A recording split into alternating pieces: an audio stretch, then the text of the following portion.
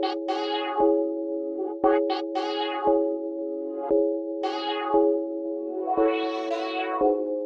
to Vegas Live with NInon. I'm NInon, your host, and we nearly muddled that one over, didn't we? Anyway, I have Dave Lobe with me, and of course he's very, very well known in the entertainment business in Las Vegas. And I'm kind of going to find out, because I never pre-interview anybody.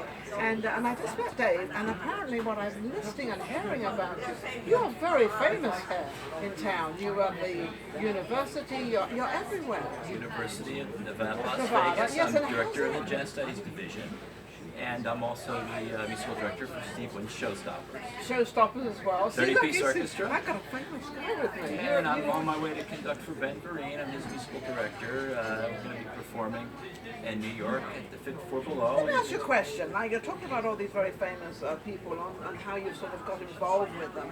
How did you get involved with them, and how did you manage to maintain the stability you have in Vegas? Because Vegas is very, very hard. Yes. Extremely.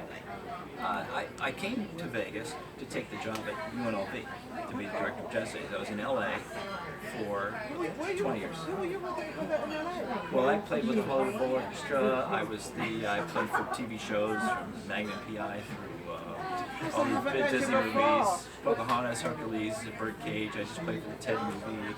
I still play for Family Guy TV Because I was show. very involved with Loyola Marymount University. Oh, yeah. And I founded the Hal Roach Awards. Hal Roach was a very good friend of mine for Excellent. years. Excellent. And we honored Henry Mancini, Robert Weiss, Yeah. Audrey Hepburn, Yes. Bob Hope. It's wonderful. That's why I'm surprised I haven't sort of met you there. I was pretty immersed as a studio musician. I still do that. I still fly over to play for Family Guy TV show. I was just here yesterday for Seth MacFarlane, met my friend Mulder Murphy, who I had met in the 80s when I was playing for Magnum Piano and Hills Street Blues and Hunter and all those TV shows.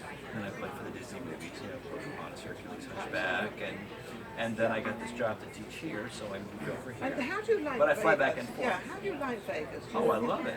Because it's kind of it's the music industry of the world. It's just amazing. If you want to meet somebody in the music industry, I love it. this is the area. And I started to work for Mr. Wynn through a friend of mine, Kenny Ortega.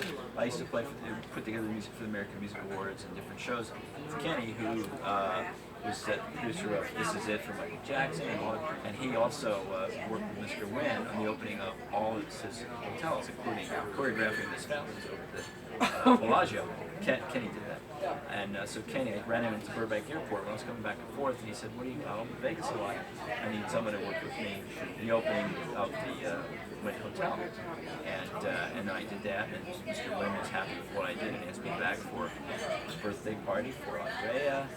That was very big. That was big. really And that wonderful. spawned our show, the Showstoppers. The Showstoppers, yes. Well, because Steve was so enthralled with the music, what we did was pulled some of his favorite Broadway numbers, like It's Today and Sunday Clothes and Elegance shows, Hello Dolly, and all these great shows, and we pulled these songs with a 30-piece orchestra on stage, but performed for Hugh Jackman was the honored performer. Awesome. But we did all this, and he liked it so much, he decided to try it in his Encore Theater as an ongoing show to introduce people from Vegas, particularly millennials, to this great music that they wouldn't And have this is heard. one thing I wanted to ask you was that I've noticed a lot of the old music is coming back. A lot of the old stuff is coming back. Yes. Because I'm even walking into some of these department stores, and they've even got the old logos and everything of makeup, and everything is like the 60s, and they're all sort of coming back. Everything old is new again, but Everything old is new again, which is absolutely amazing. But it's time. What it's basically saying is it's timeless. I mean, this music, and that's what Steve Wynn was trying to do, and he did it. And 30-piece orchestra, 26 dancers on stage. The drummer, who's our drummer, had been at UNLV. I just put a little plug because I'm preparing our students, preparing them for the professional world, and then putting our money where our mouth is and giving these opportunities. Funny you should say that, because I had a show called Voices of Tomorrow for 16 years, and the whole thing what I wanted to do was to help the younger generation from 12 to 18 years old. I had this show and I gave them a platform to speak out, especially in entertainment, but also to let them know that because they took communications and media and all this out of all the schools. So these kids had nowhere to go, and so I was one of these people that implemented and let them know that there is a place out for them, and there is no competition. Right. You are the competition. Right. And so therefore bring out what you have. And I think you do the same thing. We try to do it, and this drummer, you know, I mean, and he was the only one. We have many musicians from university, but I was doing a show called for Mr. Wynn called Sinatra Dance Party. It had been on Broadway. It's called Come Fly Away. It's Twyla Tharp's creation, and it was her top ballerinas from American Ballet and World Ballet, and they were telling the whole story through dance. It was just Frank Sinatra's voice, which had been taken off the tracks. We played live his voice with the story being told. The dance, it was on Broadway. Mr. Wynn loved it, brought it to his hotel. He was there for 6 months. And the philosophy of the person who hired the musicians at the time, the supervisor, was always to integrate up-and-coming young artists with the seasoned professionals. So we had a lot of musicians that had played, and then three of our students from Illinois. Now they had to be AFM members. They joined the musicians union to do it because it has to be done correctly. So they joined, and then the show went on the road. I couldn't go on the road with it, but I recommended them to go tour. I said, make sure you come back and finish your degree. So they did. The Sinatra family thought that the drummer had played Frank Sinatra's style as better than anyone they'd ever heard, really, or as good as anyone. Irv Kotler's style.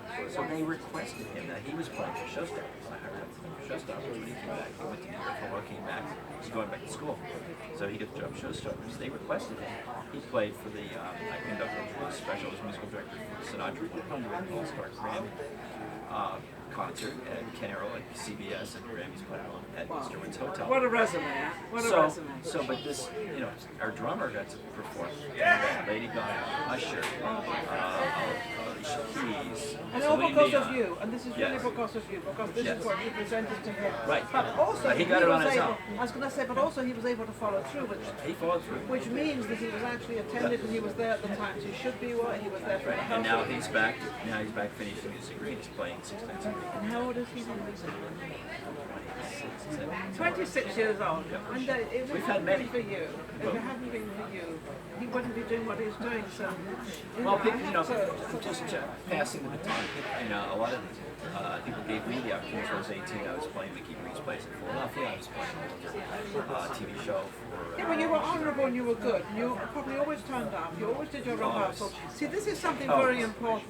And I think this is a lot of the musicians actually, you know, they either don't turn up or they turn up late or they're whatever. You can't do it that way. You've got to really, if you're offered something that's really good, like Dave, you offer them, you know, you bring them in, and if they do what they're supposed to do, then you guide them even further. Well, we instill the work ethic, you know, when we talk. It is worth ethics. Well, we talk, but that's how we train them. It's, and now it's not, competition is not just the other musicians all over the world, it's the computers. Because now so much of the music is doing synthesized or sampling, as we say. So, and I've scored PBS documentaries and I've had to use samples, but I've always used it with a combination with human beings, you know, with so many musicians to perform, at least to make the tracks real and emotional. Because I tell you, you know, if you don't play this track, you can play it you need to play it perfectly. We can play a TV show, we haven't seen the music before.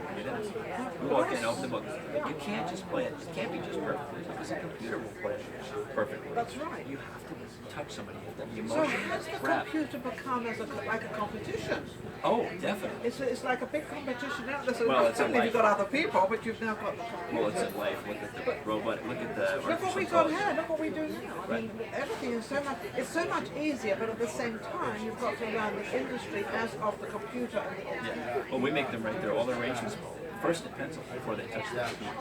No, they That's can't the touch old-fashioned way. until they do it. That's the old-fashioned way. See, the old-fashioned way never leaves. No. It's amazing. No. It never leaves. Well, we were you know, perpetuating the ethics, they're learning the ropes. I mean, the right, because that's where it comes from. That's where people, even if they're listening to something, they're listening to, oh, that's fine.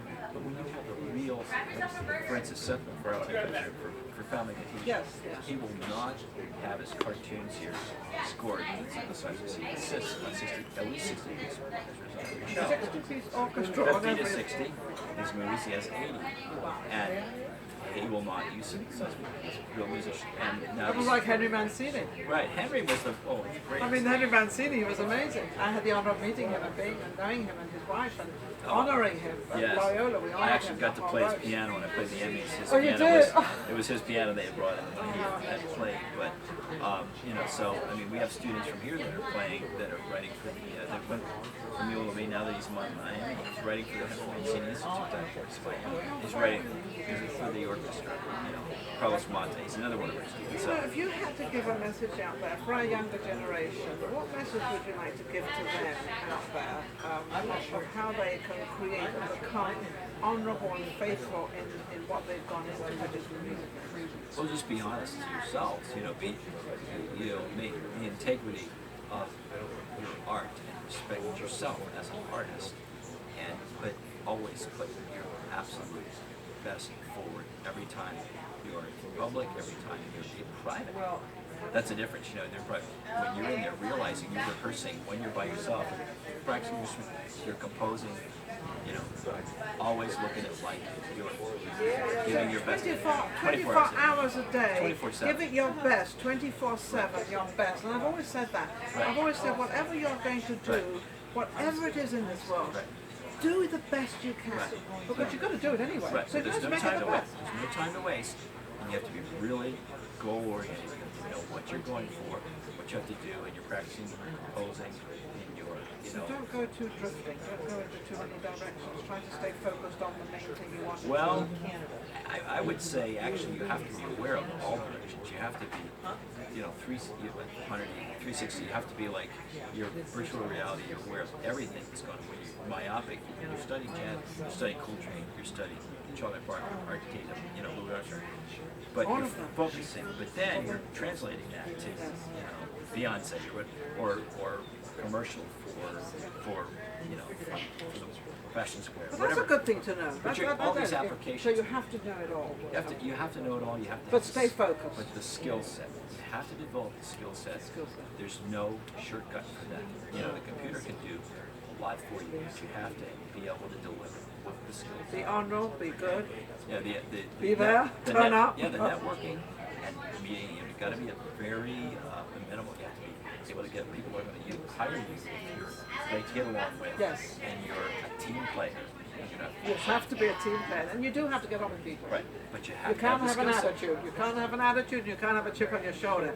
You've got to be able to get on with everybody. But you have to have the skill set. Got to have the The skill set. doors will open, and you'll have a few chances, and they're open. You have to have the skill set to deliver at whatever level that That's a is. great message. Singing, performing, playing, composing, you know, art. What a great message that is to our younger generation. It's the That's skill set, amazing. you know, and there's no shortcuts to that. No shortcuts to that. So, well, David and I are both in the same direction of helping our younger generation, especially Dave. Dave Lobe, thank you so much for coming on my show. Thank you. And you've been Pleasure amazing. meeting you, Pleasure meeting you Let's too. stay in touch. Yes, Thank you. absolutely. Vegas Live with NInon. I'm NInon, your host. We just heard from Dave Lobe, but he's absolutely amazing in the music industry. Stay tuned. We'll be back. Thanks.